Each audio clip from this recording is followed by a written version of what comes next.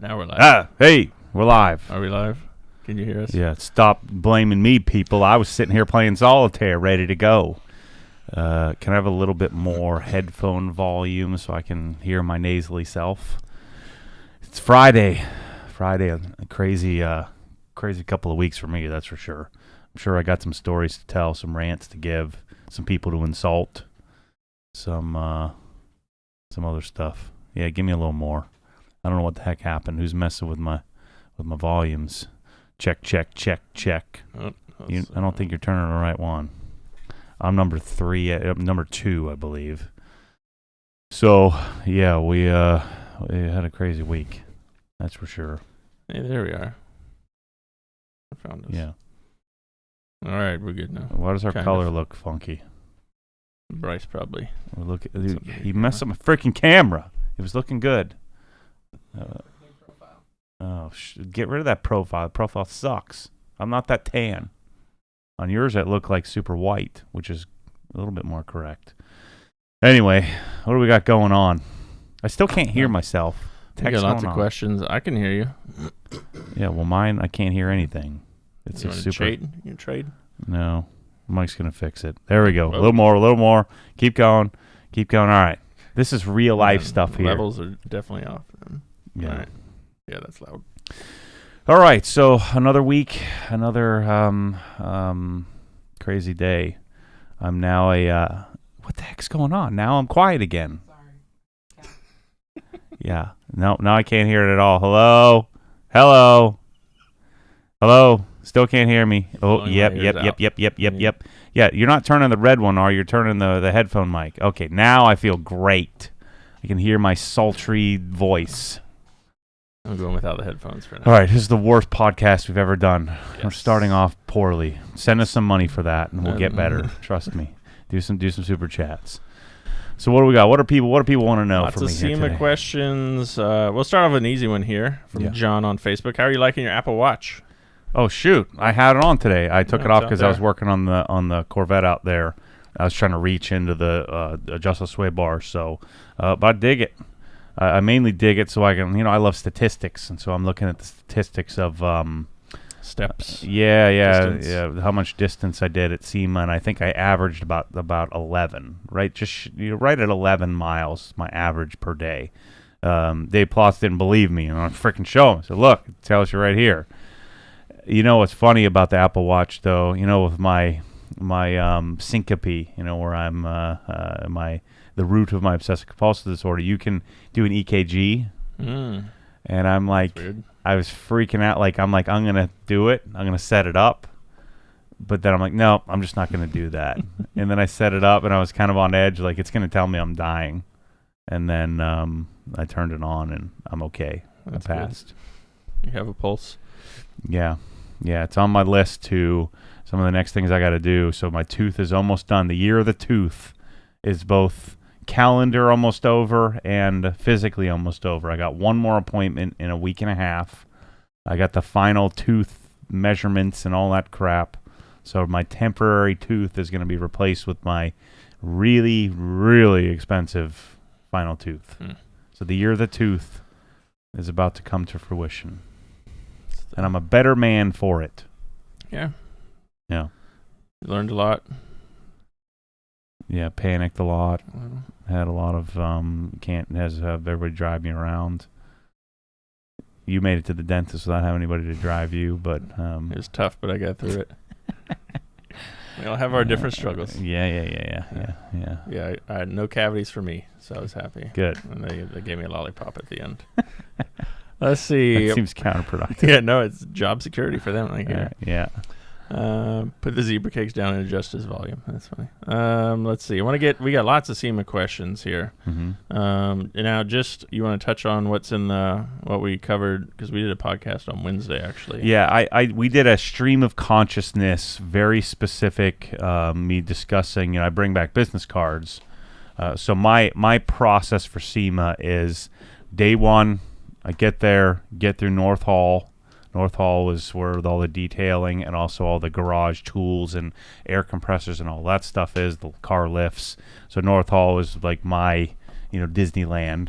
So I try to get through North Hall and then get over and do some of Central. Central Hall is where all the that's where all the car stuff is, like exhaust and suspensions. And so it was a lot more fun for me to go over there before, because I thought I wanted to get sponsors, and I thought that was my goal, to have a bunch of sponsors, but I don't want frickin' sponsors. I'm going to sponsor myself. So that way I can say what I want and do what I want and punt what I want. And then at the end of it, end up with a great product line or a nicely modified car that I was in full control. But I got through half of North Hall or Central Hall, and then the next morning I get there super early. I knock out the rest of Central, and then get through some of South, as much of the rest of the places as I can. So that was Tuesday's the first day, Wednesday's the second day, Thursday I go over to Apex. So I run it, try to get it done in 2 hours. Apex is the secondary, more industry-specific show. And then Thursday I come back and I start working on finishing anything I missed, but then working on detail. And so you'll see in the video series, day 3 and 4, I've got more, of people discussing very specific products, like Darren from CSI and Darren Priest from Auto Fetish Detailing Channel. And then he's representing and part owner of a product called CSI, which is a body shop based type polish, which may apply for compounding for us.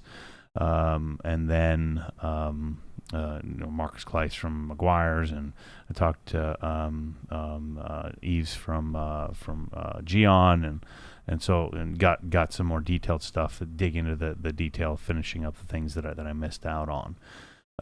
But SEMA to me is a freaking blast, man. It's super tiring. The desert kills me.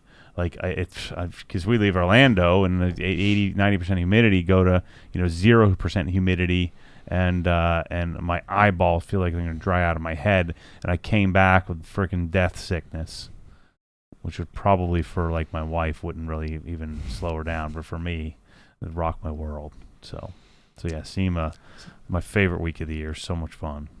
So on Wednesday we did basically what we did. I had all the business cards. We went through them one by one. Okay, let's talk about this. Yep. So we focused on one at a time, and here's what I'm going to do, and here's how I'm hoping to incorporate that. Oh, yeah, thank you. I forgot what I was talking about. Yep. So while I'm there, anybody gives me a business card. So I have a left pocket, especially with my 511 tactical shorts now. I got like the perfect size pocket. So I have my business cards, and then the cards I'm going to keep go into the right pocket, and the cards I'm going to discard go in the left pocket. So when I get back, I have the cards. I punt the ones that I don't need, and then the other ones I organize and save in priority. So we get home and I work through them. And okay, these are the products that I have an interest in contacting to figure out what how I'm gonna get.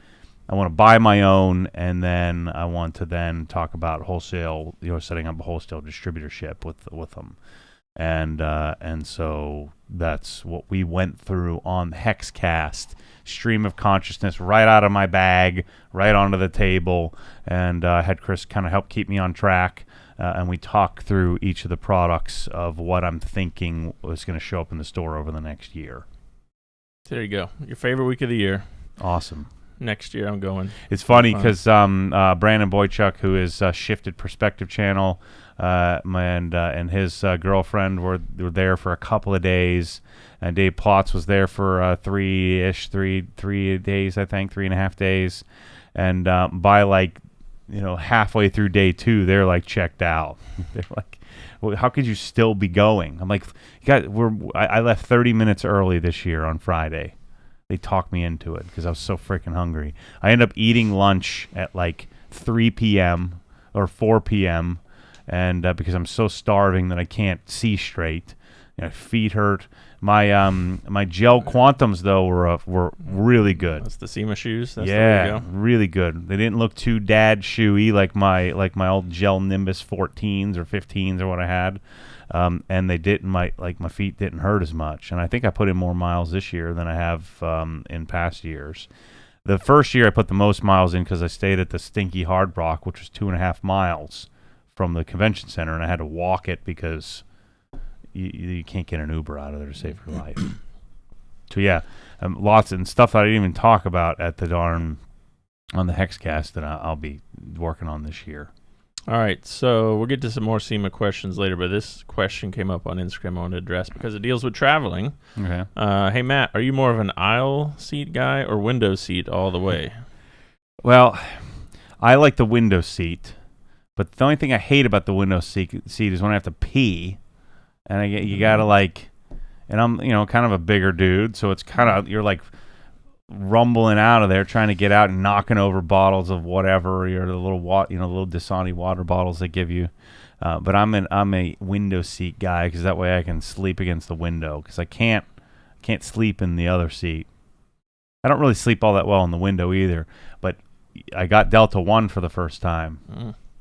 So the 767 that I flew from Atlanta, it stunk because it was from Atlanta to Orlando, was Delta One, which is a giant like seat that it's kind of like what I guess would be business class for overseas, but they have Delta One that they've kind of probably repurposed stinky old planes that used to fly overseas now for the U.S. So you can recline all the way? It was the first time I was ever on a plane that had 3 rows. Every movie you see where they have the middle 3 seats and the 2 seats on the side. Well, in the Delta One class, it had 2 seats in the middle and then 1 on each side. So I chose the one near the window. I don't want to look out the window. I just want to lean my head up against the wall. That's a good question. I like the window. AJR text sent that. And then to follow up there, do you eat and drink on the plane, or is that the same thing where you're like, no? So this frustrates the heck out of me because even in like the first class people are the worst. Like I don't understand why you get so excited about some sloppy, microwave burger they're gonna give you or some, and it's always some like beef stroganoff on rice pilaf and like some nasty it just grosses me out. Yeah, I usually just take it so I can eat the bread puck and the Ben and Jerry's, and of course they don't give us frickin' Ben and Jerry's like just give me vanilla. They give like the only nasty one like Cherry Garcia or some bull crap like that, and it's this tiny. It's like tiny. I'm like, if we're going to do this, let's do this. Just bring the pint. Yeah, and then I asked him, I said, can you bring me like 7 of these, please? And that, in first class, I'll give you whatever you want. So then, I end up eating 5 or 6 of those, and the person sitting in the, in the aisle seat is looking at me funny.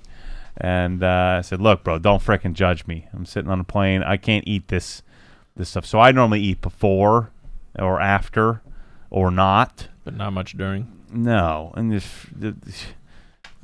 what are they? And I don't know why this drives me crazy, but every single time they're talking to the other people in the back, they for some reason on Delta they have to say Biscoff cookies. Like I just want to go punch the lady in the head and say, stop saying that. It just sounds stupid. They're trying. It's like it's trying to be fancy. It's fake fancy. Biscoff. Why can't you? Especially if you're on like a plane from Atlanta to Orlando, it's like 40 minutes. Why do you need a drink? Is everybody carrying? Why do you need it? Who the heck? People don't drink that much water in real life, Like you can't wait like 45 minutes to go get a drink, and then like 3 hours when you get home. It's the weirdest thing ever. But yeah, so I apparently have really strong opinions on this stuff where I get cranky. Good. All right, we have Ava checking in from Bucharest, Romania. That's pretty cool. So hi, Ava. Yeah, Matt does hate hydration, Jonathan. You're correct. He's outlawed it here. No, drink in the kitchen. Drink when you're thirsty. Why do I have to carry around this jug of water everywhere I go that you're not drinking? I guarantee you end up drinking 2 sips of that all day. Let's see. Ray wants to know, what did you think of the CSI Ceramics polish? Looks interesting, but not sure how it's any different from a non-diminishing abrasive like Fast Correcting Cream or other SMAT polishes. Yeah, I don't know. I think the same thing. They're using a system and using a repurposing, from what I could understand. Darren's when he was explaining it, the idea of waterborne, meaning you're going to get cut like a solvent-based polish without solvents, but they're using and repurposing a chemical compound from the eyeglass industry and moving it over to polishing paint. And it's really, they're going after body shops.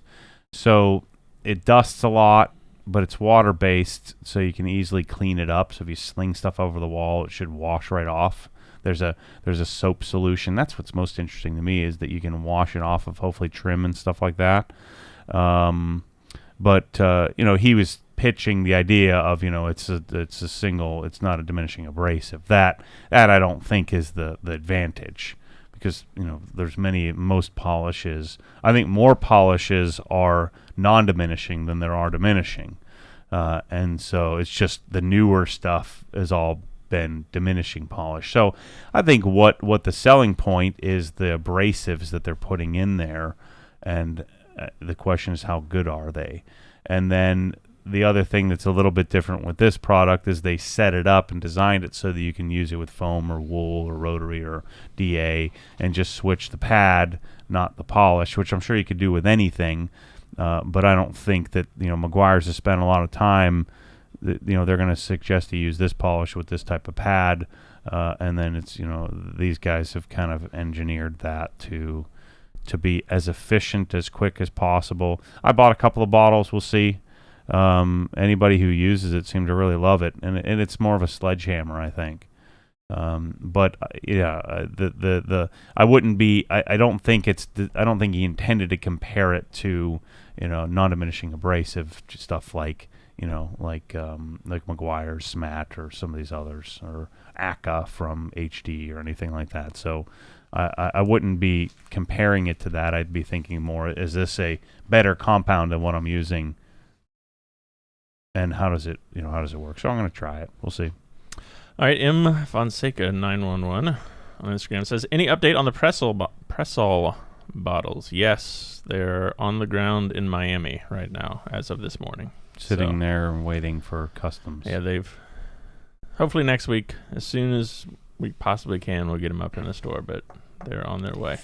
That means we're probably going to need another storage unit, doesn't it? Yeah, that's 7 pallets worth coming. Oh, boy. There goes storage unit number 7. Well, maybe we'll clean out here a little bit on Black Friday. Let's see. What were your thoughts on Meguiar's releasing ready-to-use hyperdressing in 32 ounces after you spent time getting that same thing into your store months earlier? Well, we knew it's not ready to use. It's 1-to-1. So if you want it really shiny, that's how it's set up. So we knew that was coming. That product is only available at, I believe, AutoZone. So it's an AutoZone specific product. And I knew that was going to be coming out, and I knew that we wouldn't have as much access to it, and I knew that they wouldn't give us an undiluted version. So that will be at the big box store for a while, and then we'll see if Marcus and I have been talking about this. We'll probably end up with availability to market that and sell that specifically. But 1-to-1 doesn't solve a problem. It's still overly concentrated. You're still going to have to adjust concentration. I think they went with 1-to-1 because most regular people are going to prefer shiny. We don't want shiny. We want 4-to-1. We want a matte finish, satin finish. All right, from Hunt here in the chat, and this question, there's a few questions along these same lines here. My Cox hose reel and 100-foot blue hose are mounted in a 3-season porch. Any temperature data on the Cobra Jet hose? No. So, in terms of getting cool. Yeah, we don't have any statistics like that. It's a small company somewhere in like the Minnesota area, Milwaukee, this Minneapolis area. That's just, they got this great hose. Who knows where they found it or where they're getting it from, and they're cutting it and crimping it and producing it for MTM.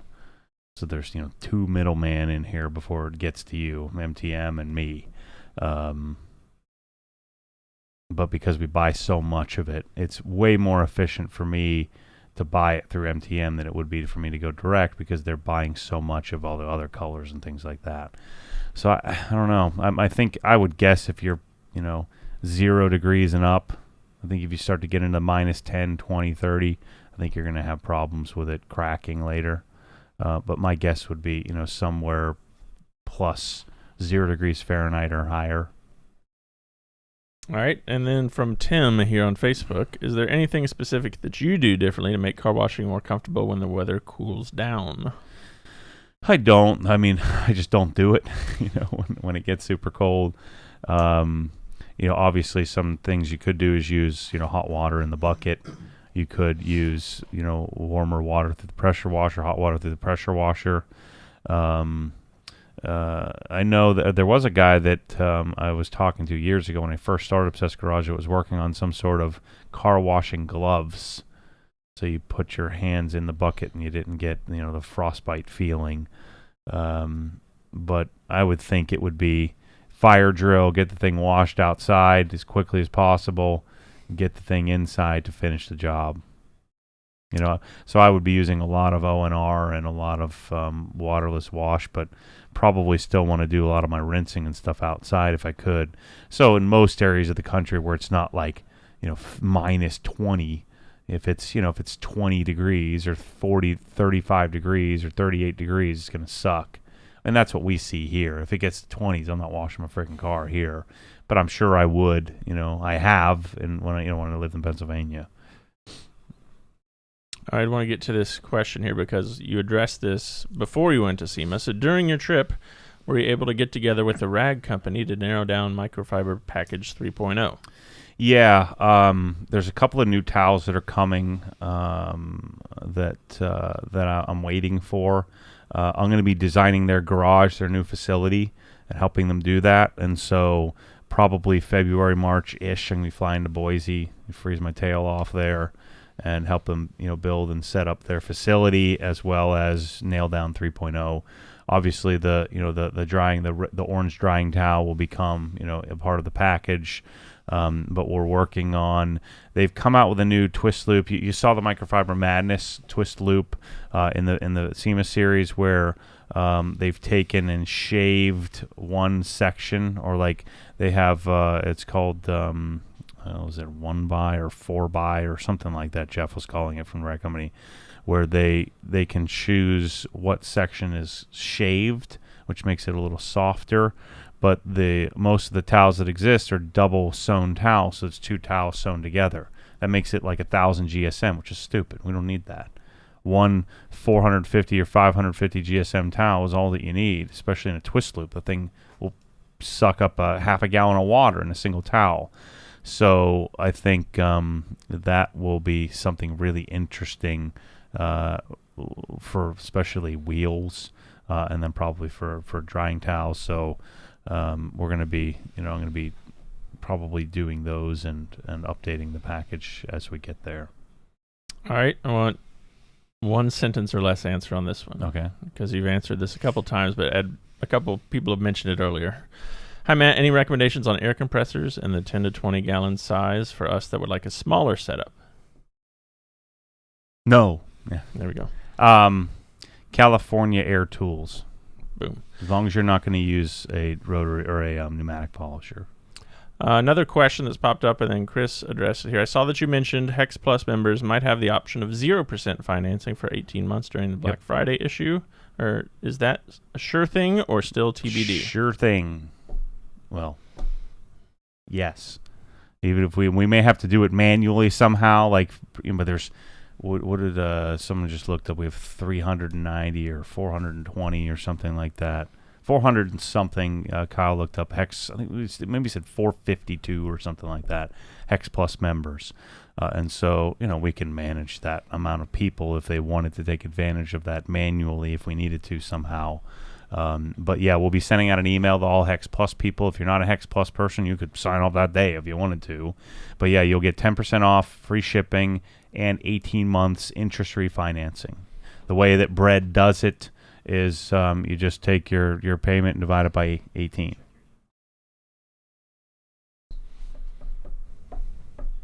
So that's the story. And then for those who aren't Hex Plus Hex Plus members. So 10% off, free shipping.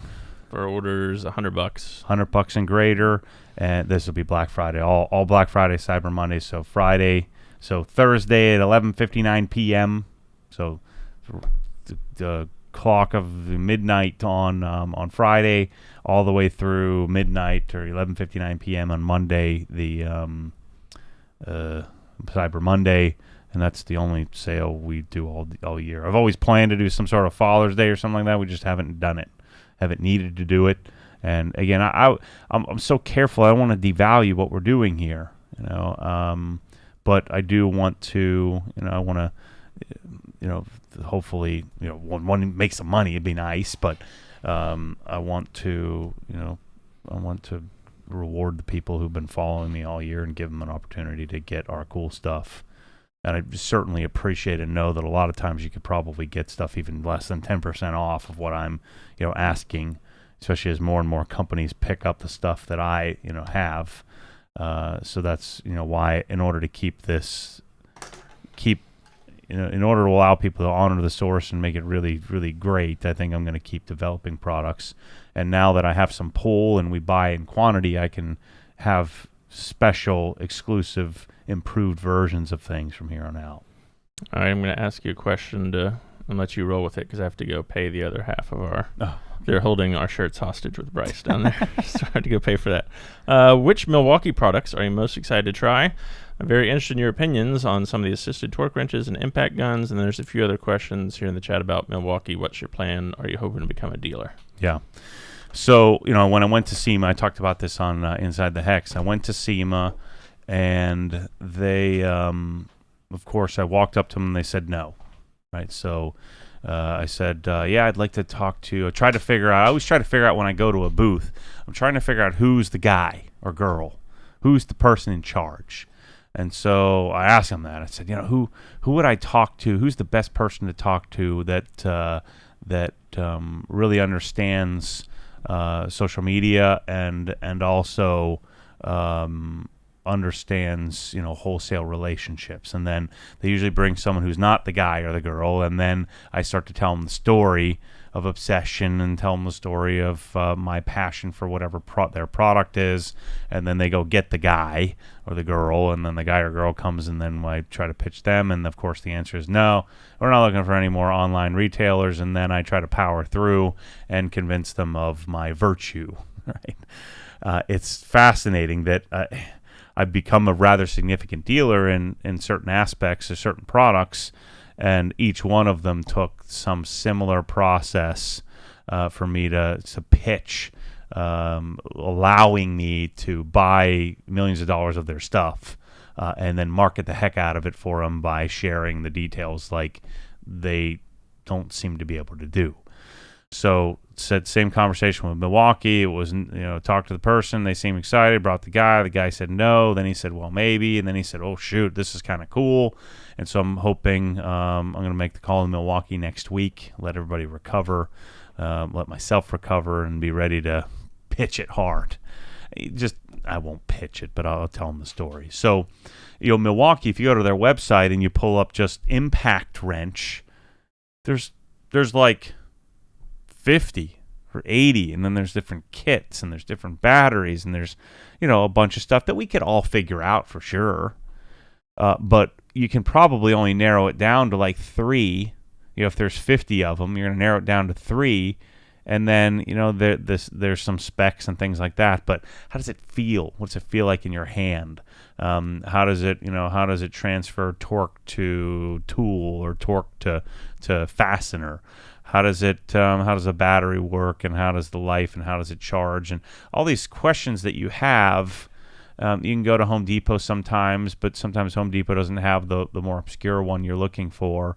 And then their stock photos aren't particularly good, or maybe they have it glued down to the bench, and so I find it very confusing to buy the tool from Home Depot personally. And so I've always thought, I could really add some value to Milwaukee and add value online because, it's tough to find. One thing I didn't know is they have them. They're on Amazon, but they don't sell on Amazon. They don't allow to sell on Amazon either. So the difficulty of getting information on the products and even knowing that the ones on Amazon are really not counterfeit, but they're generally, fell off the back of the truck type stuff. They're not supposed to be there. So what I intend to do is sift through the line, narrow it down. I already have a bunch of tools, probably more than most have. I'm sure there's some of you that have more than I do. But narrow it down to, let's say, 4 lug type impacts, 1/2-inch impacts, and then figure out which one we want.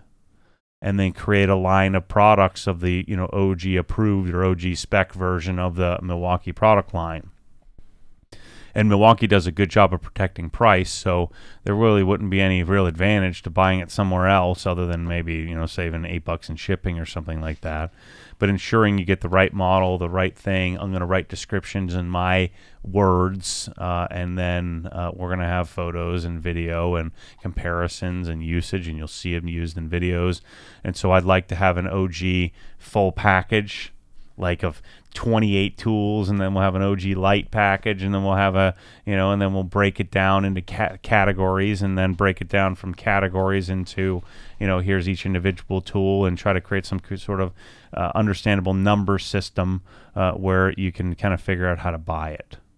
So I want to take the buying experience and make it a little bit more useful, a little more enjoyable, and create the way that I would want to buy it. And I have Mike and Bryce and Chris and to help me figure that out, and then I have my dad and the team out there to help us get it out to you, and then of course I have Kyle to help answer your questions and things like that. So that's the story of Milwaukee. So I'm going to chase this really hard.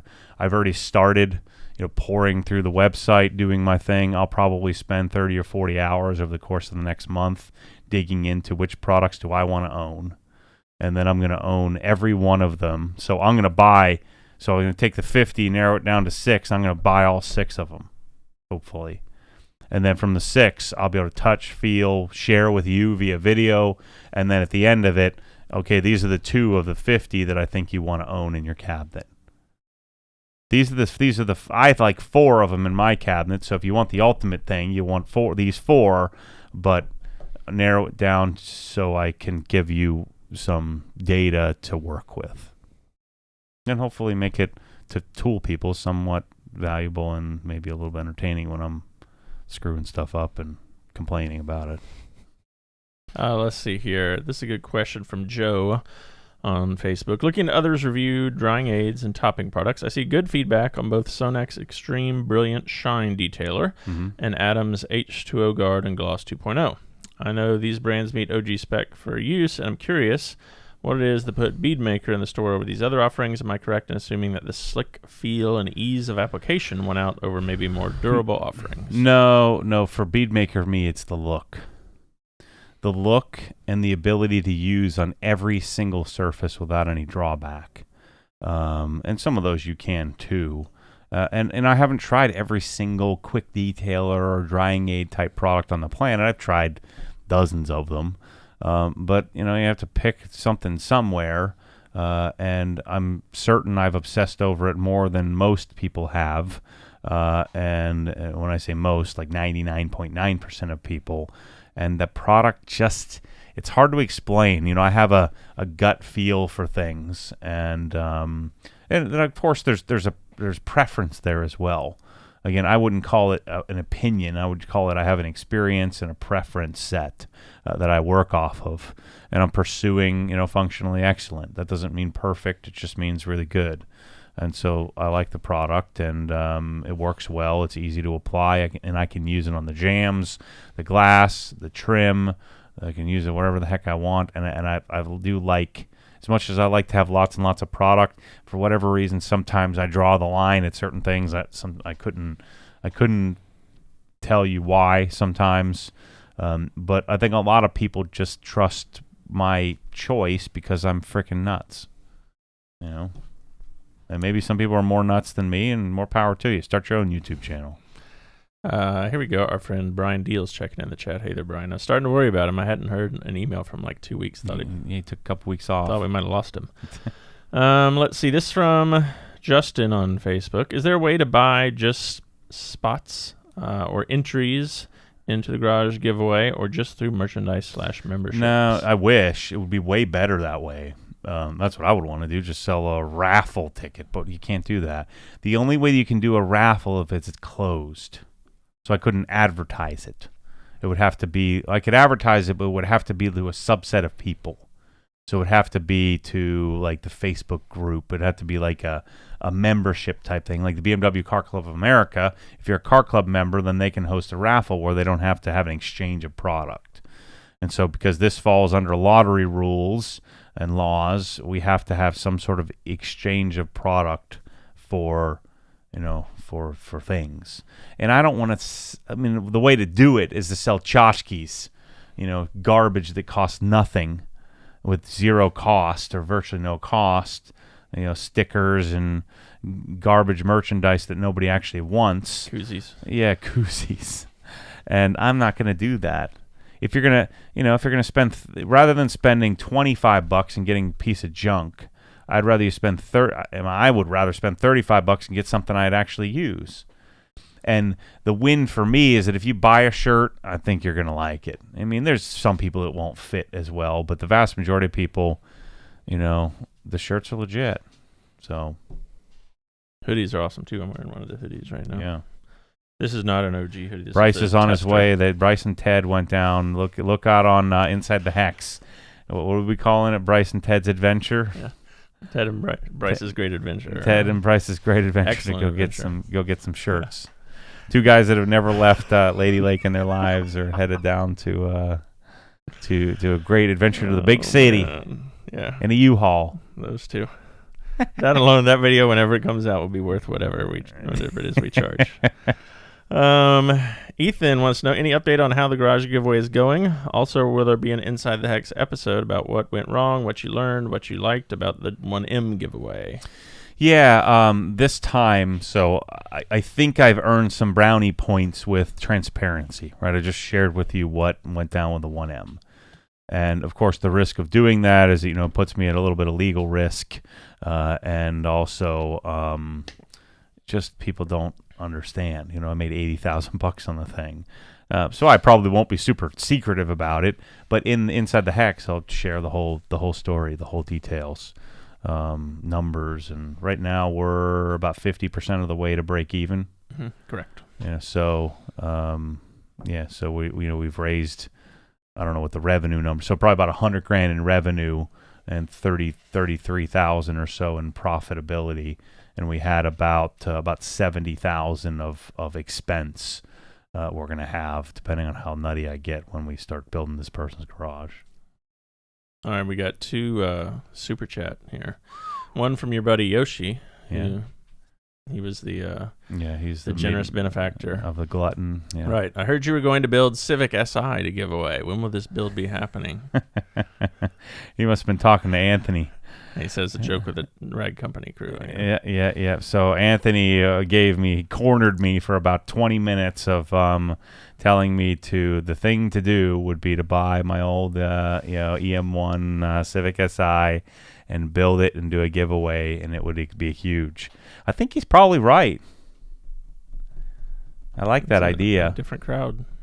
Yeah. I'm kind of over the car giveaway things, but the M5 is starting to make me second guess that, because that steering wheel is legit.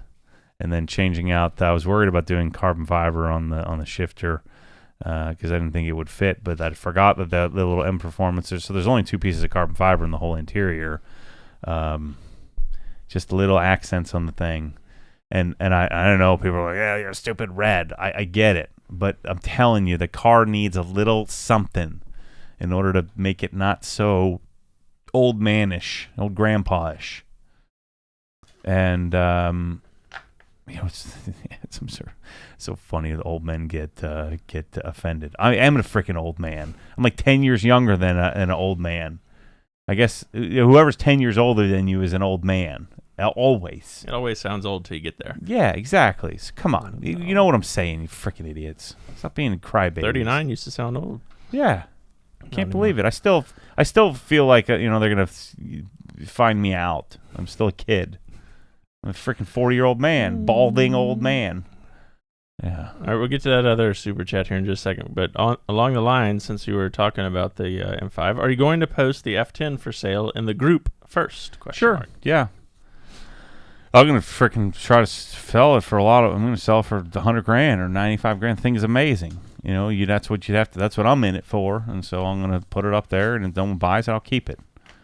But I don't know what it'll end up selling for, but the car is freaking legit. I'm glad you mentioned that because I brought this up. I printed out a spreadsheet I've been keeping. Okay. I'm gonna play a little game here. All right. This is because I've kept track of all the modifications you made to the car. Are you sure you know them all? But I had to dig because Okay. you're kind of I'm sneaky. Yeah, I'm But quick on the draw. I had to go to like 4 different PayPal accounts and a offshore bank account that I found. But I have the purchase price here. Yep. And so if you were gonna guess just how much you spent on parts for it, including I have the shipping cost here as well, so we'll be accurate. But Does this include, or are you taking the retail value of all the dining parts, or what I paid? no, for only them? what you paid. Oh, I've shoot. seen both numbers. So it actually be much higher than Yeah. what I actually paid. Yeah, I think I'm probably 30-ish thousand into parts. Okay, that's pretty close. No, Yeah. I'll give you a rundown here first. Okay. So we have the I&D dash / door trim. Yeah, that was what, $3,000. Yep. Yeah. Wheel spacer kit. There were 1, 2, 3, 4 of those. Racing lug nut set, black with yellow caps. And people love those. Yep. Until Yeah. you see them in person, shut your face. ECS tuning software. Which I didn't use. Aluminum shift paddle set. Yep. Center diffuser, rear diffuser, Yep. front lip. Yep. Painted side markers, front grille set, electronic steering wheel, rear Which I didn't put spoiler, on the car. Yeah. Yeah. mirror cap left, mirror cap right, Mhm. wheels, the wheels themselves, cabin filter housing, wiper blades, Yeah. Dynon exhaust, I&D downpipe, steering wheel, and selector lever. That's it. Yeah, It's easy. That's all I got. Oh, but I did that. I did an M Performance steering wheel the other day, so I got to sell the other one, the electronic one. If everybody wants the electronic one, how much was the electronic one? What did I pay for that? Electronic steering wheel, $1,565. Yeah, so I told everybody $1,000. That's a freaking. I didn't know I paid that. I thought I paid $1,200 for it. $1,565. Yeah, that's Mormonomics for you. So what are we at? With all that stuff, $22,643.05 in parts. Oh, that's a steal. Plus 57 for the So purchase $80,000. price, $79,643.05. Shoot, I'll sell a car for $85,000 then. Yeah, shoot, I could sell it then. And I can notarize it now. I'm a Yeah, notary. he's a notary now, which I also paid for. Yeah. That's great. That would have been the easiest $200 ever if I didn't tell you had already paid for it. That was gonna. He was handing me the cash. This is a bad move because now this is the start of the slippery slope of you going to jail, where you end up embezzling all my millions. Yes. I was watching this one show, or watching American Greed. You ever watch that on CNBC? And the dude worked for a bakery, and he stole, was it $14 million? Like in like 5,000, 10,000 at a time, and all he did was he's paying his credit cards with the company checks. It's pretty crazy. They all get caught eventually. It's not a very smart move there. Yeah, well, they got caught, but after he threw After like he had 14 million. he threw like $500,000 of Rolexes in a lake when they were after him. Someone found him in a lake. Yeah. Cozen wants to know, how's the diet? Are you still on track after the SEMA trip? SEMA, I did okay. I mean, I just don't really have time to eat. But yeah, I'm still 240, so I must not be doing too great. But I'm on it. Today's day 3. All right, so we were day 4, then you made it to day 11 a couple weeks ago. Now we're back at day 3. So Yeah. Right. So I'm just starting fresh. Day 3, hold on. Day 1 of the gym was Wednesday, so I'm on day 3. So today's day 3, Friday. All right, that leads to a question from Wayne. Mm-hmm. The gym that you bought, was Yep. it the one that you were going to? Yeah, so here's the story on that, and we'll share more of this inside the Hex. The gym I go to is called Section 8 CrossFit, which is a terrible name, because then people think Section 8 housing, but it's really Section 8, which means what you're denoted crazy in the military or something like that. So anyway, that was Brian's idea to the Section 8 CrossFit, and so Brian, he sold the building that we're in. So he has a building that he owns, a building in the house out back that he owns, that property. And so he's moving to Destin to raise cattle or do something. I think he's off the cattle thing now, but he's going to go buy some farm and live in the woods. And he's just over CrossFit. He's been coaching it for 7 years now. And so all the equipment and all the clients or he was just gonna liquidate the equipment or maybe sell it to somebody else. And he offered it to me, and I said absolutely not. Michelle said absolutely not. And after thinking about it, I bought it. So I paid. It's not like you're not what you're thinking. I didn't buy like some $300,000 gym. It's about $30,000. It's probably 85 or 90 grand worth of equipment, older used equipment that I bought. That and the client base. Clients, there's like 35 members or something like that. So $3,000 or $4,000 a month in revenue for $30,000 just in good faith. And so I bought all the equipment. We brought it. We're bringing it to the place down the street where we were going to sign the lease. So I'm at SEMA. Michelle, we got it all figured out. Where we had two 1,250 square foot units. You and Michelle went there to sign the lease. And the guy just said right at that moment, yeah, we're just not going to do that. And we're in Lady Lake, Florida. There are no other buildings. This was our only shot. Well, as you know, I've just gotten a lease on the other side of this building. We laid out all the areas. Bryce and Mike are all excited. We're going to go over there. We're going to build our new office and set up our new display, and we're going to move all of my product and stuff over to the other side. All of the the demo stuff, the stuff that I use, the cabinets and everything. We taped everything off. We already scheduled the painters, ready to go. And I already paid for the gym and got the gym, bought the gym. Now what? So we thought of it as a second option to put it here. And so now I have a CrossFit gym in the other side of this building that is fully functional. So Sunday I got home sick as crap. And I'm having to lay out, each one of those rubber stall mats. They're 5/8 inches thick, and they're 6 feet by 4 feet. They weigh like 80 something pounds a piece, and I'm cutting them and laying them out, and and doing my thing. And I told myself I would not get involved in this. I hired Johnny, a friend of mine, to be the head coach. This is a passion of his, a dream of his to build and operate a gym. And so Michelle is the owner. Michelle has done 90% of the work. I've helped sort of consult and tell them what to do and how to do it, kind of thing. Despite how I look, this chubby, I used to be a legit CrossFitter, and also know the gyms very well. I've been a part of several gyms and know what they do right and what they do wrong. And so we've done a lot of work. Incorporated. Everybody here helped me, which I said I wasn't going to do. But everybody here kind of in their spare time, when we were done with our OG work, we kind of cranked through, because this is a slow time leading up to the holidays for us.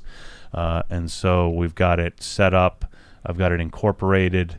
I'm waiting on the EIN number so I can set up the gym software. And you better frickin' believe I'm going to have a really dialed in, really sophisticated gym when it's all said and done.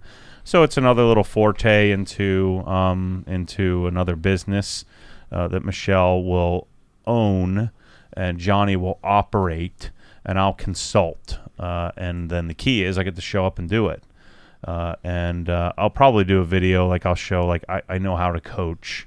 I know the movements well. I know how to cue people because I've been doing it for 8 years, and I tend to immerse myself into things. I've coached many times off and on. I'll go get my level 1 cert at the end of this month, which is kind of a formality. I already know all this crap.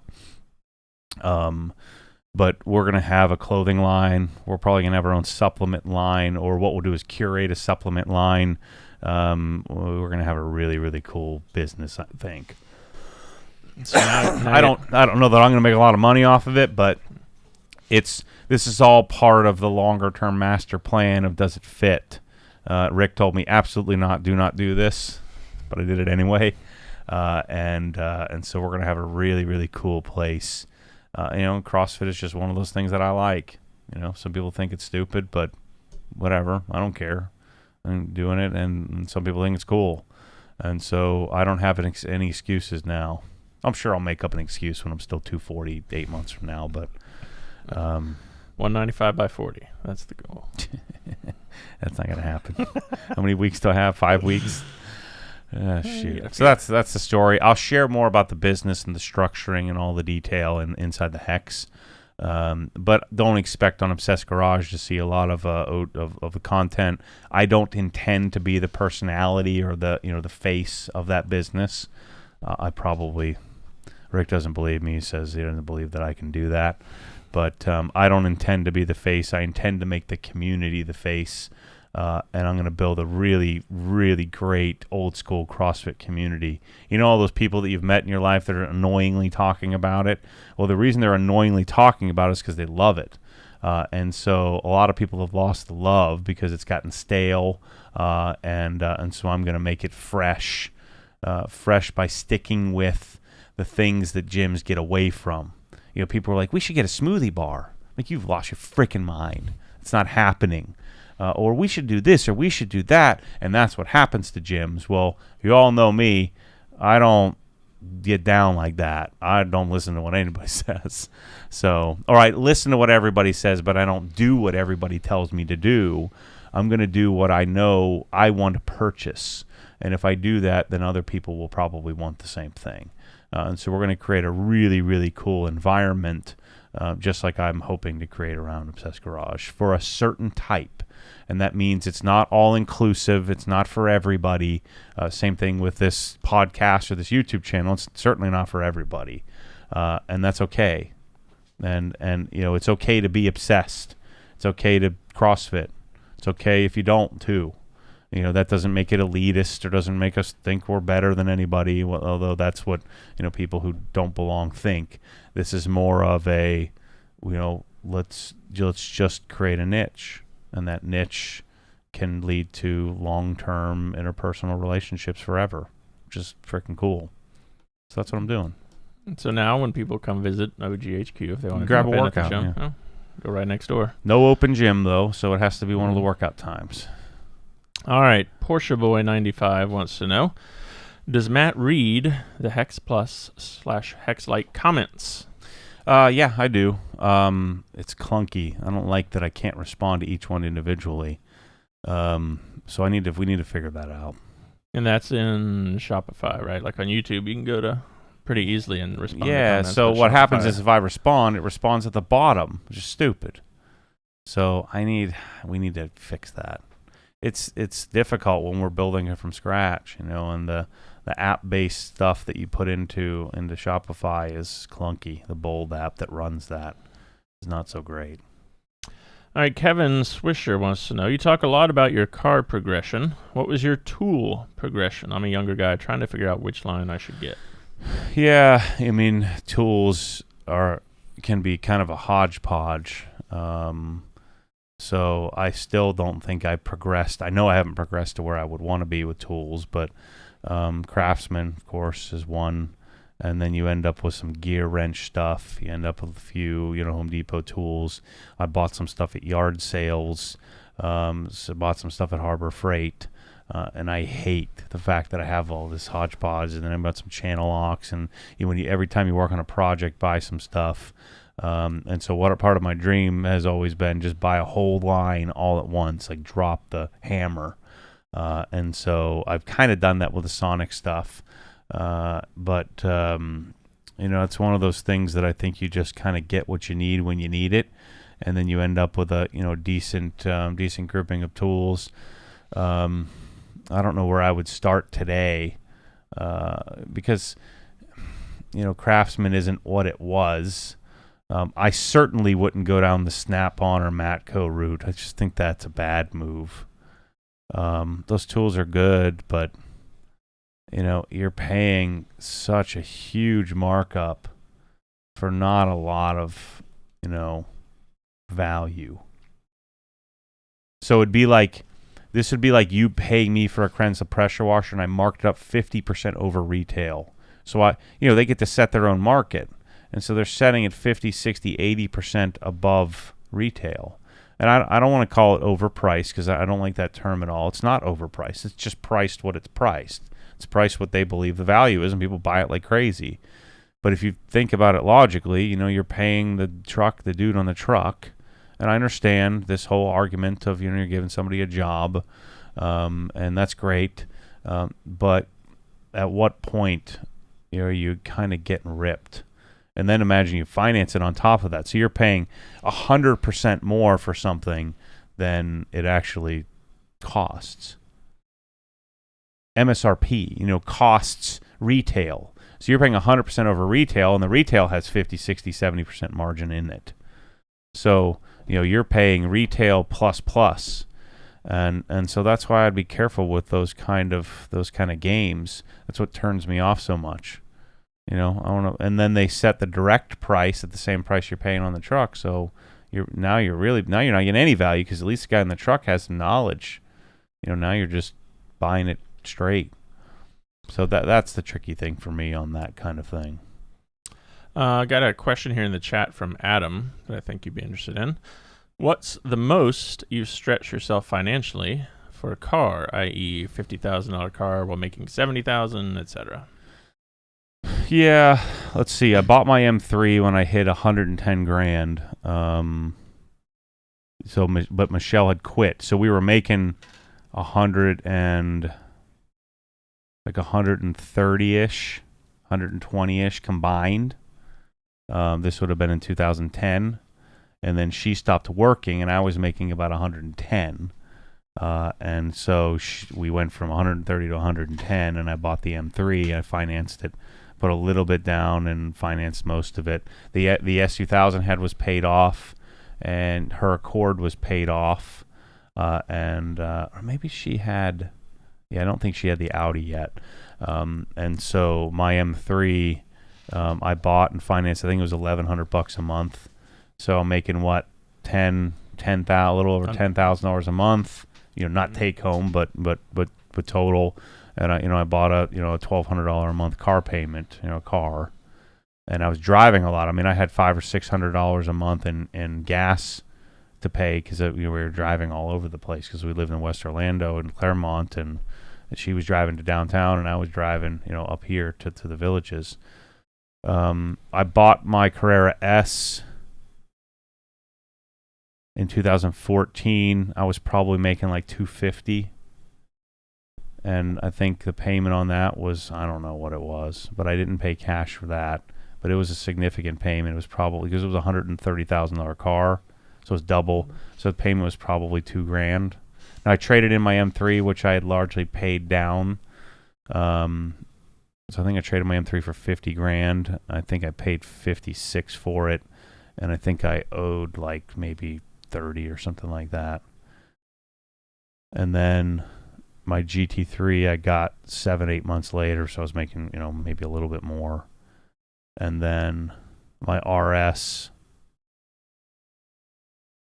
I don't know what the heck I was making for something when I bought my RS. So I bought a $200,000 RS. I don't know what I make now, so it's like this random thing. So $27 million. Yeah, we're getting there, Chris. We'll get there. So that's the story. I hope that helps a little bit. So, I'm a proponent of stretching, but not this whole paying cash for cars is freaking stupid. You can, and I don't want to say it's stupid, but the whole, if somebody finances a car that they don't know what they're doing, come on, that's ridiculous. In my case, if I finance the darn GT3, because I can turn that money over and over and over and over and over again for the next 6 years. I can turn it every 4 times a month. We're selling product, and make 50% of my money 5 times a month. So it depends. It depends on your application. I mean, you're going to go put it in a CD and make 0.9%, and you're paying 5.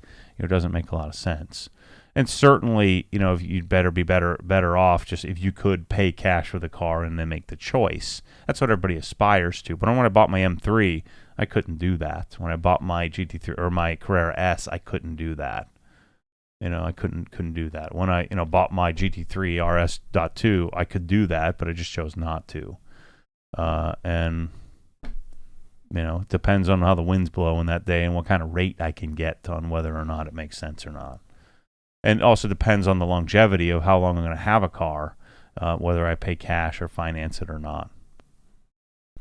All right, let's see. Cameron wants to know, are your S2000 videos on softer paint still current? I'm not sure if I should go with a coating or just stick to a sealant combo. Yeah, I mean, it depends. I mean, if it's so soft that you can't wax it, that's why we ended up coating the S2000. I wanted to wax the S2000, but we ended up coating it because we couldn't wax it and wipe it off. It would scratch just wiping it off. So the coating was the only option we had. And then the coating, remember that the coating will take on the characteristic of the substrate. So if you have a soft substrate, the coating's going to take on that same property. It's the same reason why you can coat over a self-healing PPF and still have it self-heal, because the coating is going to take on the characteristic of the substrate. But it will add hopefully a little bit of hardness as it cross-links, if it does cross-link with the clear coat, or at least bonds to the clear coat. Then you'll end up with a little less scratch prone. But the main reason it's more scratch prone is because there's less surface tension. You can slide your hand across it. Water and chemicals don't stick to it as much.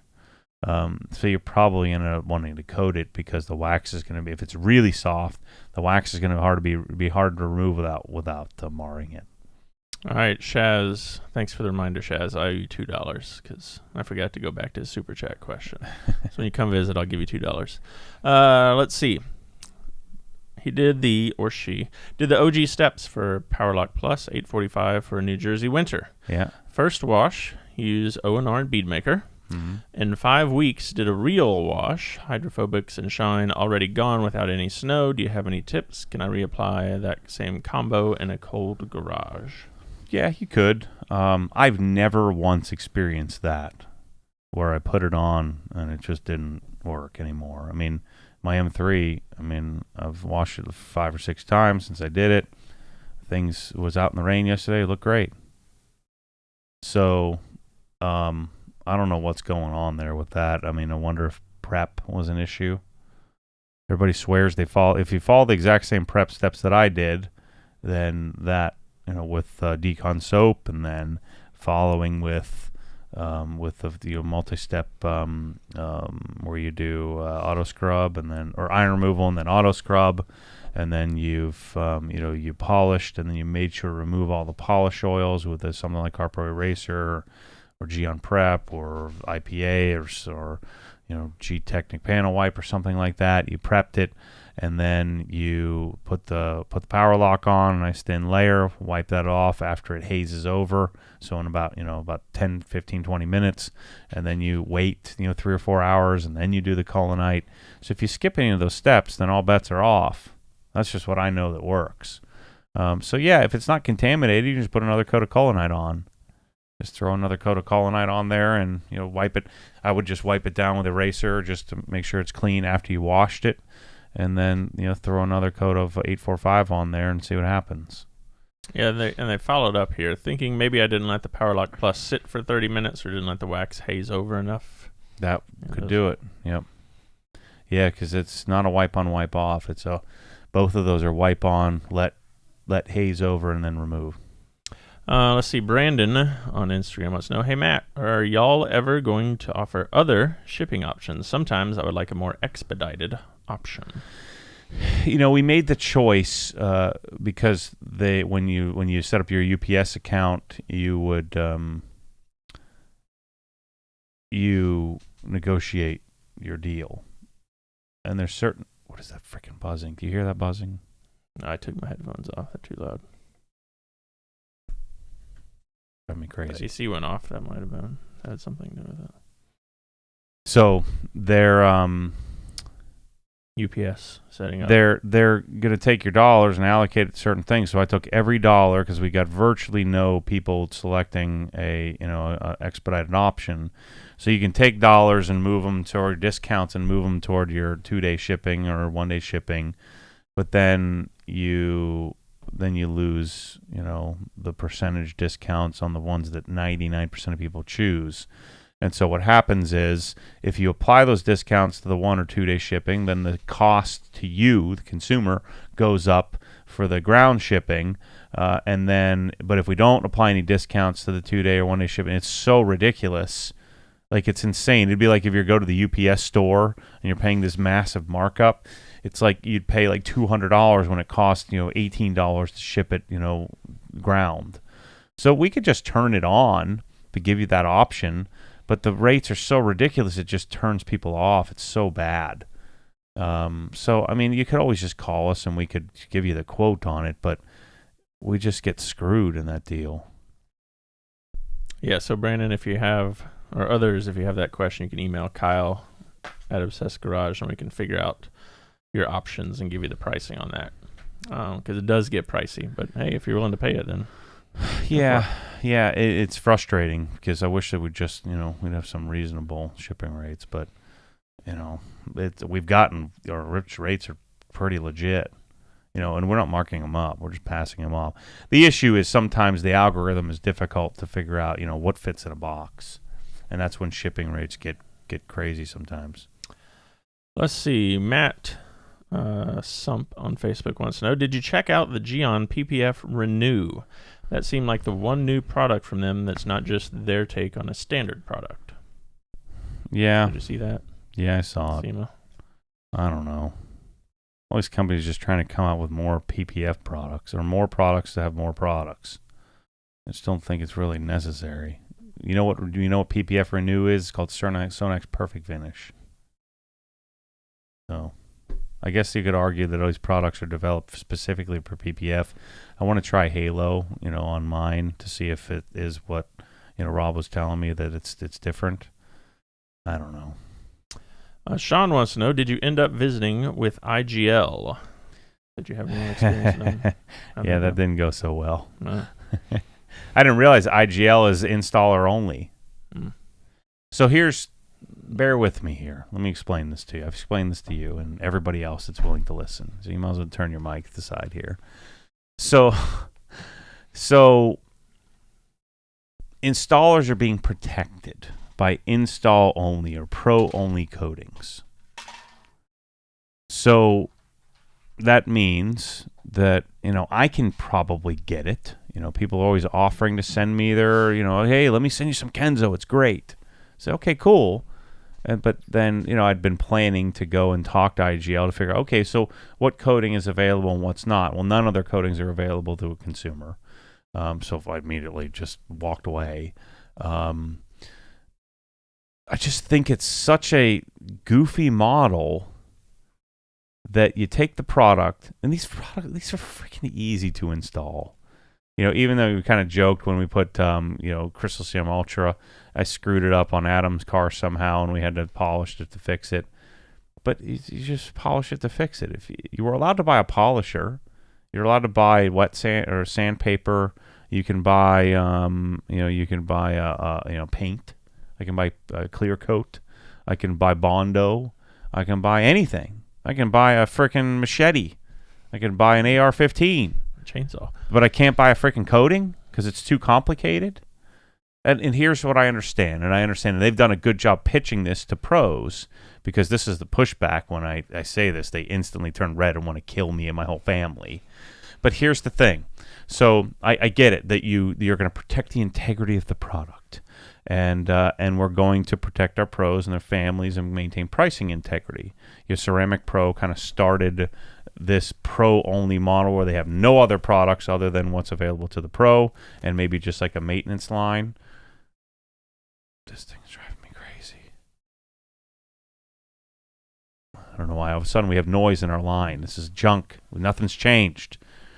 So my recommendation or my suggestion was to like G-Technic was, why don't you just sell Crystal Serum Ultra to everybody? And of course it's saying, no, we can't do that. So, well, hear me out here. This is just a different take. And, it's not my company. These aren't my companies. I just want to be able to buy the best thing. I mean, I'll figure it out. I assume it's the same thing with videos. It's like, it'd be like if I took my videos and I dumbed them down to make them simple, so because I'd assume that everybody watching this is too stupid. Let me rephrase it. Not too stupid. That they're incapable of choosing what they want to see or watching what they want to watch or understanding what I'm saying because it's too high level.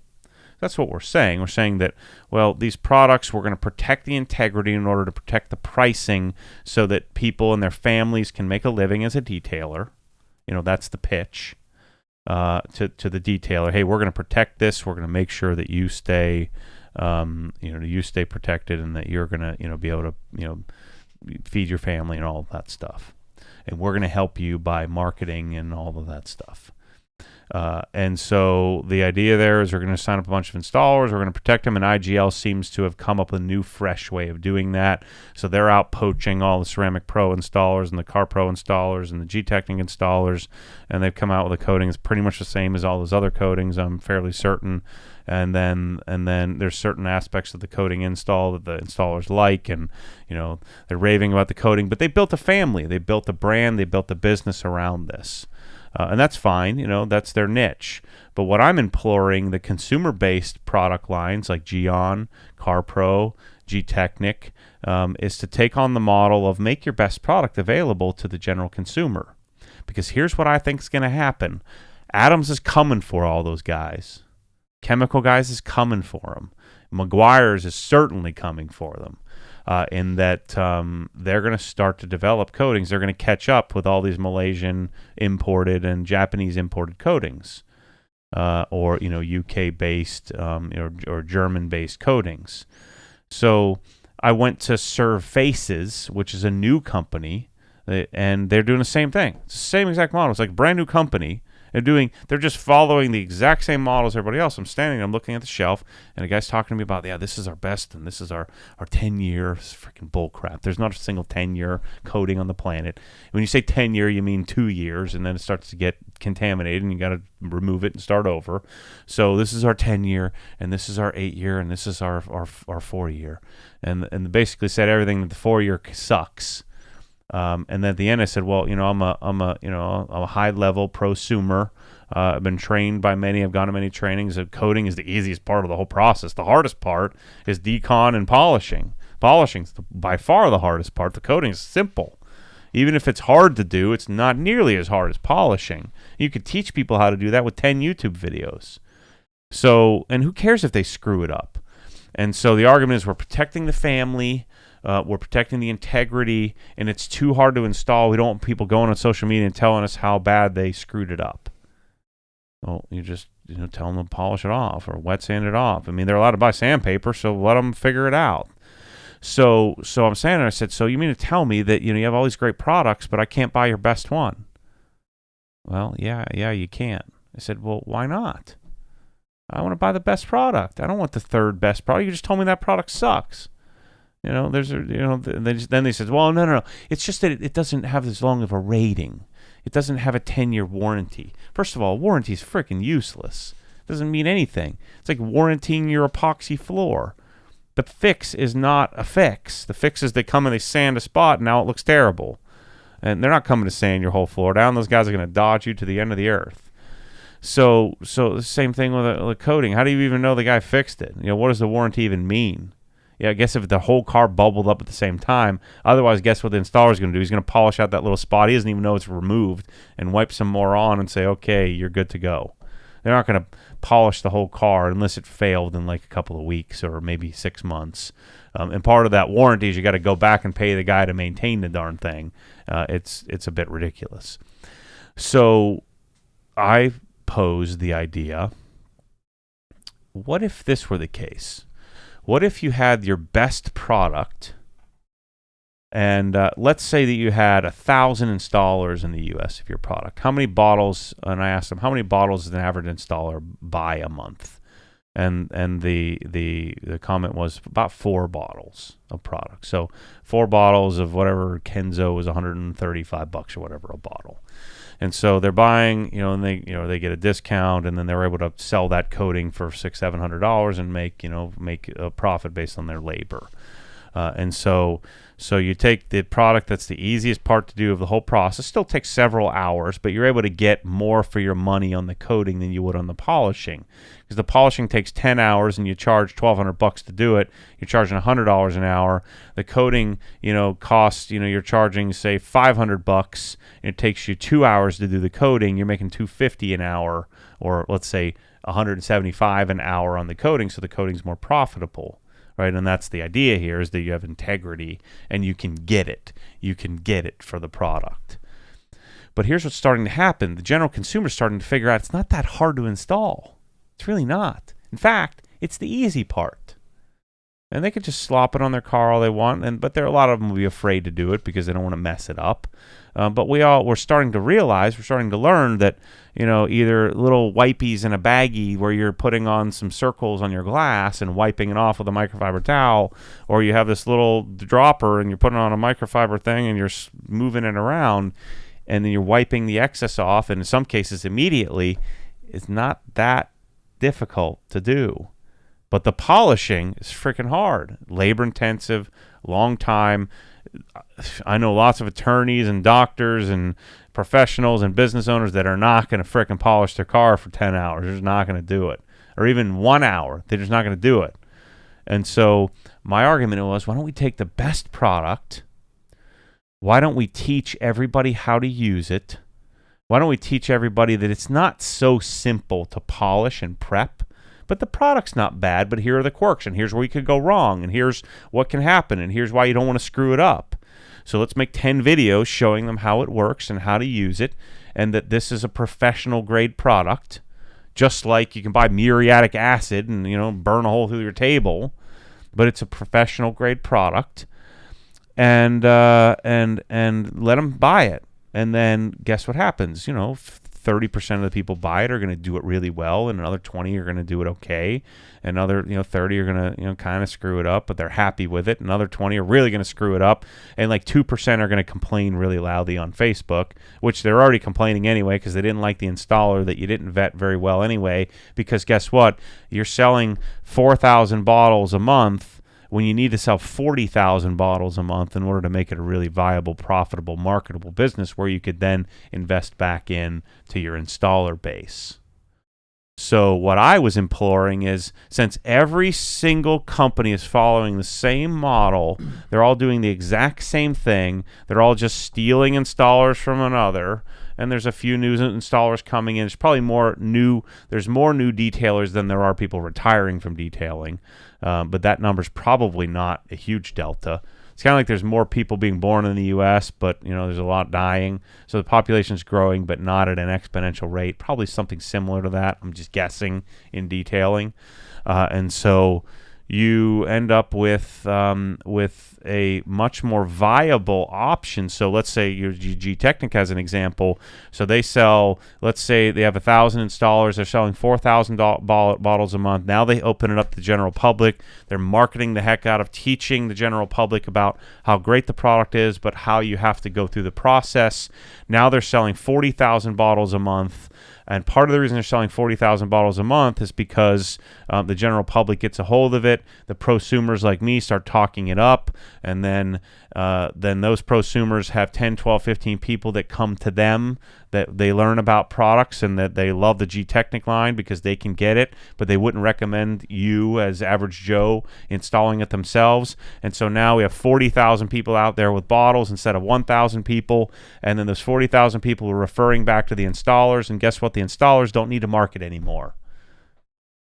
And there's more money to spend on the installers because the installers are the ones who test the product, who vet the product, who help improve the product. And just because it's not available to them directly doesn't mean that they can't,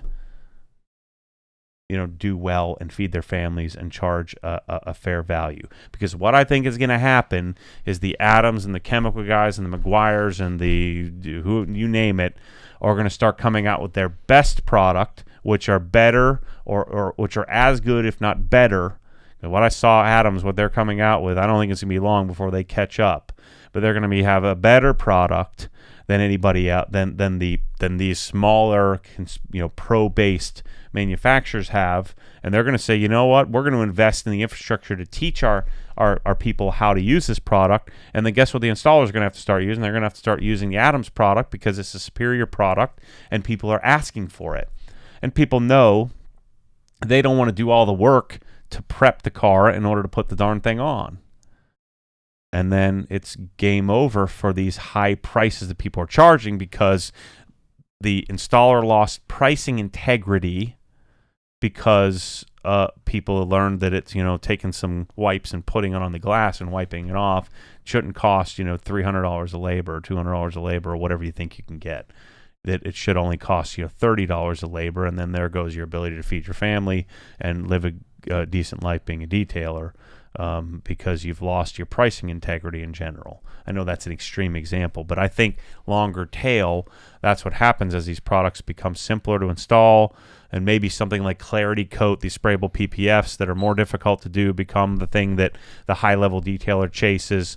Maybe there'll be some other new product, but I just think, based on my model here, which I just made up, thinking about this, I think it's very likely that something like this happens to you as a pro, where your pricing integrity is called into question. I don't think you'll lose a single penny of business if they took away your pro whatever specific coating and made it available to everybody, because they're going to sell more of it if they market it properly and have more money to spend on you as the installer, so you have to spend less money on marketing and working on trying to get new clients, because the product is going to speak for itself if everybody knows about it. There you go. So that's my philosophy. That's what I think is going to happen. That's why I'm imploring somebody and as many companies as possible. I want to buy your best coating. And so does Bryce, and so does Mike, and so do you, and so does everybody. I don't want to be restricted. I don't know. What do you think about that? Do you care?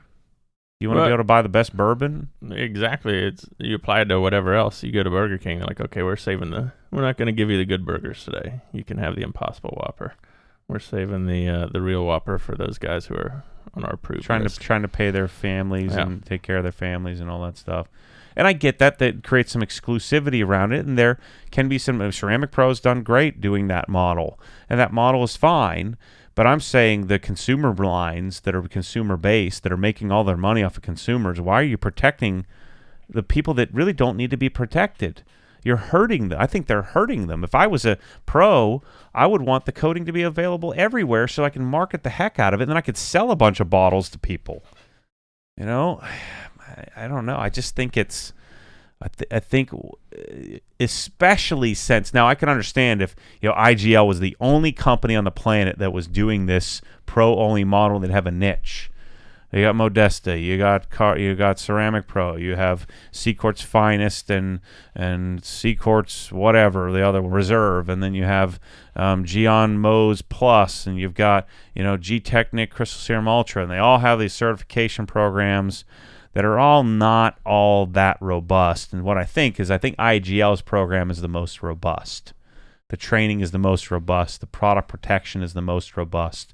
So that's where they're winning, and that's where installers have been born and bred to believe that this is what they need, because that's what every company's telling them that they need.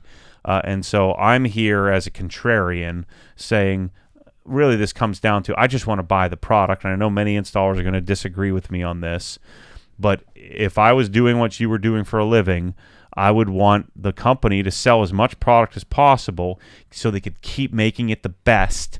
I'm using the best product or one of the best products, and then they'd have money to spend on me to help me build my business instead of having nothing to invest back. If you got 1,000 installers buying 4,000 bottles of product a month, that's 12,000 bottles. They're making like $60,000 or $70,000 a year off the installer model. It's nothing.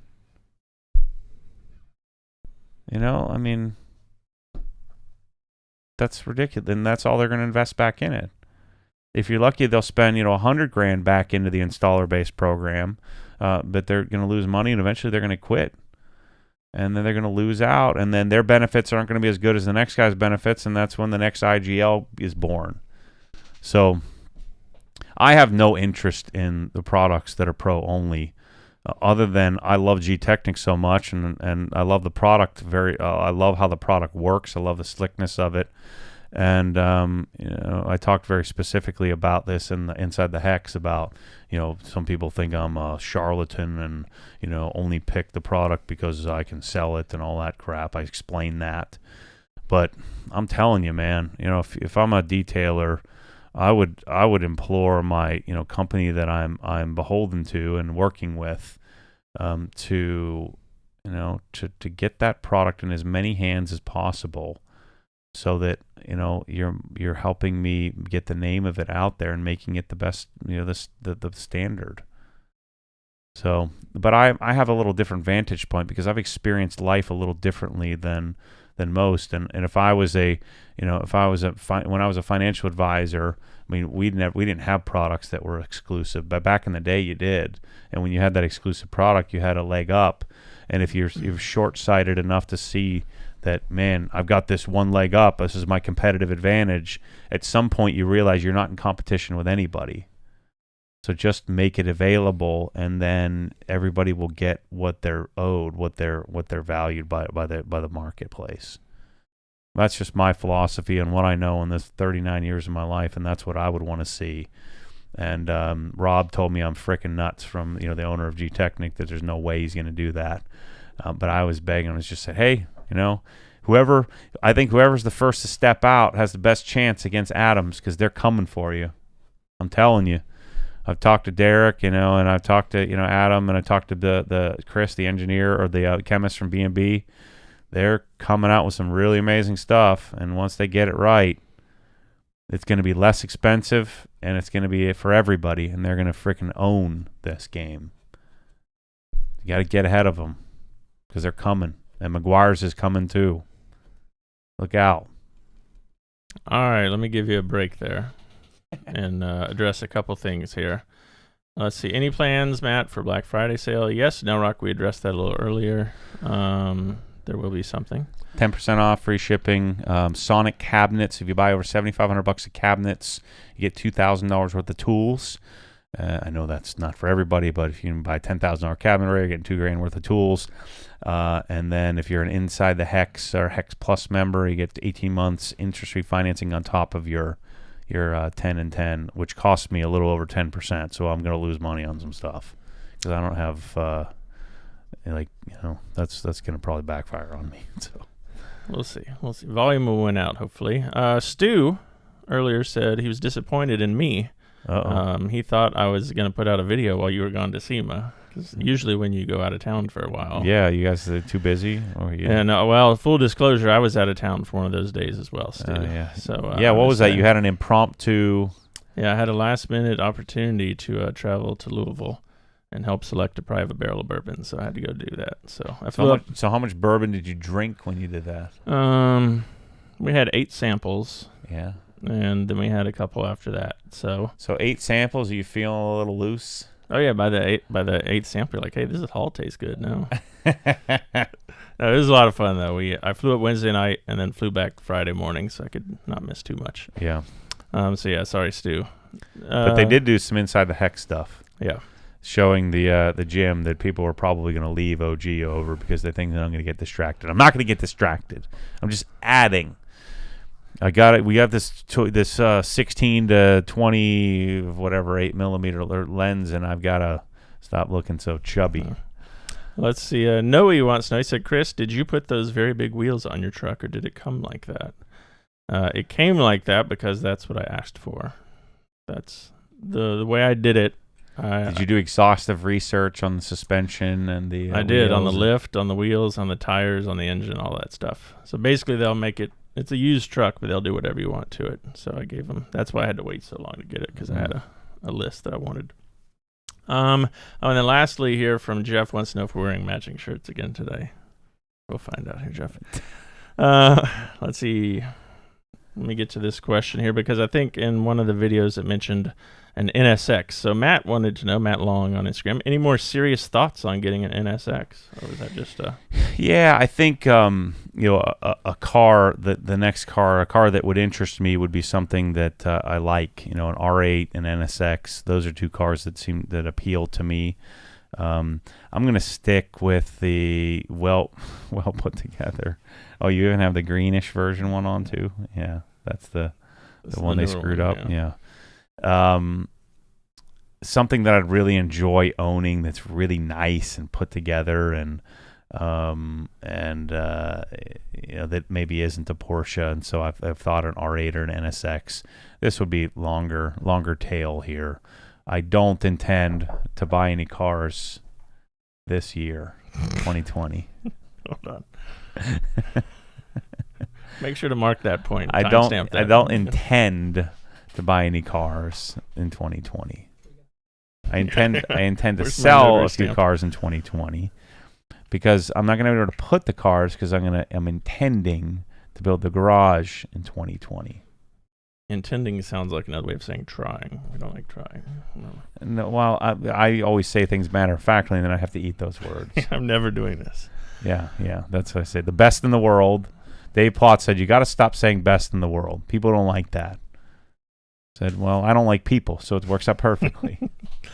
Let's see. Mark Rogers want to know, did you get a chance to speak to any of the other YouTubers at SEMA? Yeah, yeah. Who did you run into there? Darren, Jimbo Balaam. I only saw Jimbo for a minute. He gets so busy. It's so hard to I spent quite a bit of time with Luke Wilson, Wilson's Auto Detailing, about talking about life. Luke's a really sharp 22-year-old guy who's learned how to enroll people, and now he doesn't know what the heck to do with that. So, Luke, his passion is not cars or detailing. His passion is he's not sure what. He's super passionate, but he doesn't have this love. My question to him was, are you like super excited to go run around the aisles here like I am? He says, absolutely not. I don't give a crap about any of this stuff. So he's been kind of figuring out what his path is, which is super interesting. I don't know what to tell people other than this is my path and this is what I've learned. Who else did I see? Was Pan there? Motion Auto TV, Trevor. Motion Auto TV. Freddie. I was hanging out with. Freddie was there. Saw him. The Rad Company boys. Adam wasn't there. I didn't see TJ. I met Chris from BS for Build. I met who's the Tesla guy? Rich Rebuilds. So I met Rich. He's cool. I talked to him, we need to do some detailing stuff together because he doesn't give a crap about that. So I spent probably 15 minutes chatting with Rich. Who else did I see? I didn't get to chat with Jay Leno. I saw some sort of email. I was supposed to meet Chris Jacobs, the overhauling guy, but I didn't get up with him. SEMA is such a whirlwind. It's so hard to nail down. Oh, Larry Cosella. We normally have lunch or breakfast every year and chat about the woes of being public. But we walked a half a mile together, and then we planned to have lunch, and then he told me lunch Thursday, and I thought he meant Friday, and we just didn't catch up. So I texted him lunch, and he's like, well, I'm on a plane, so that's not happening. That'd be tough. Who else did I see? Of course, I saw all the guys, the usual suspects of in detailing, Rennie and the PNS guys, and the Microfiber Madness guys, and and everybody, Jason Rose, and spent times with Marcus Kleiss and Nick Wynn from McGuire's, and yeah, it was cool. I saw Rob Ferretti, but he doesn't know who I am, so that doesn't matter. Who else did I see? I didn't see TJ Hunt. He was running around somewhere.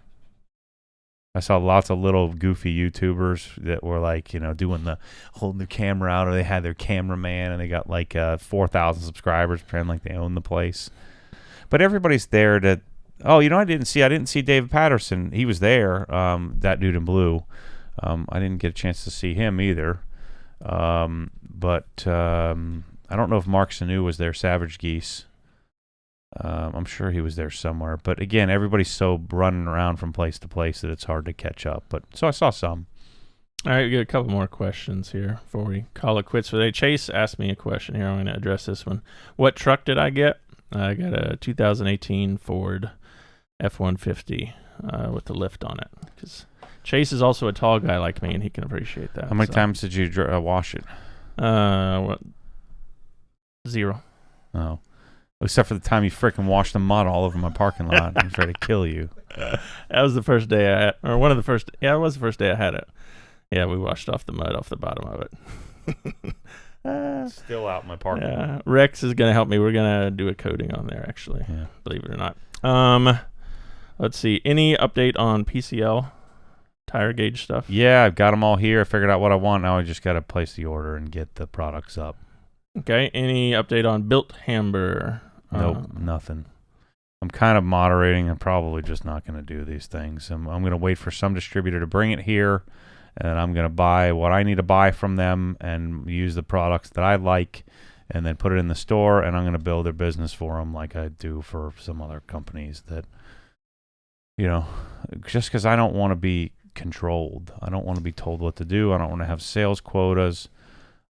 It would be smart if these companies would let me do my thing, but instead of me, I would much rather have the ability to be agnostic than, as much as I want control, I don't want to be controlled. And so if I work for Built Hamburger by being their exclusive distributor, unless I can negotiate it to just let me do my thing, which probably is never going to happen, then it's unlikely. But I would like that, if they'd let me do it. I'd certainly think I could do well with it.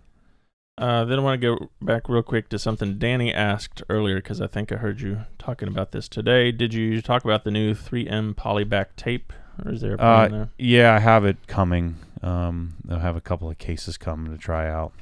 I saw it briefly. I just kind of walked past it. But yeah, it looks pretty cool. Stretchy. Thing I like about it is contourable. And then, then it's still supposedly easily tearable. So I've got some coming. All right. I'm looking here because we also had 2 or 3 guys in the chat asking if you were coming to trainings. I think one was in Chicago, one was in Indianapolis, but no. You're not going anywhere for a while here. Yeah, thank goodness. Yeah, you're done traveling, looks like, till I don't anytime know. soon. Yeah, that's good.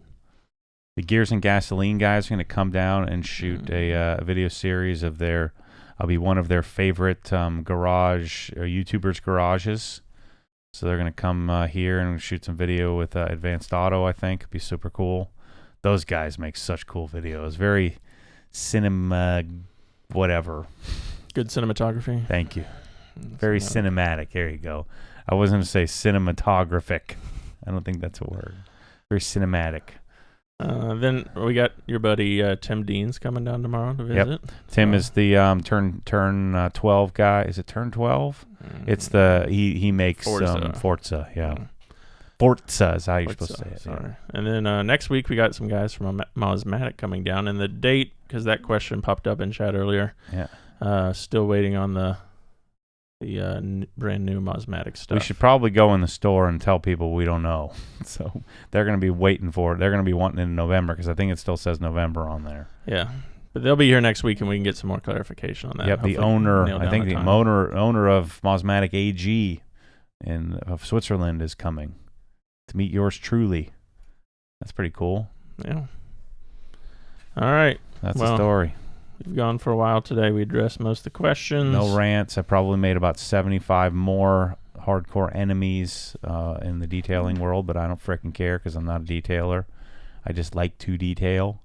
I'm just trying to help you out in the business side of things. Now if you're doing like $6 million in detailing and labor, then I guess you don't have to listen. But if you're not, then I'd be a little wary about having this weird model that everybody is doing the exact same freaking thing, and now they're putting all of you guys in competition with each other, whether you want to be in competition or not.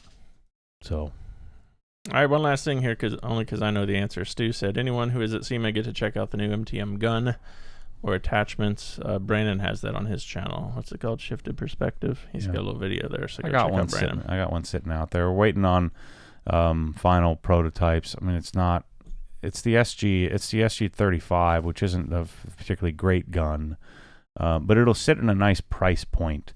So we'll have it. I'll probably launch it.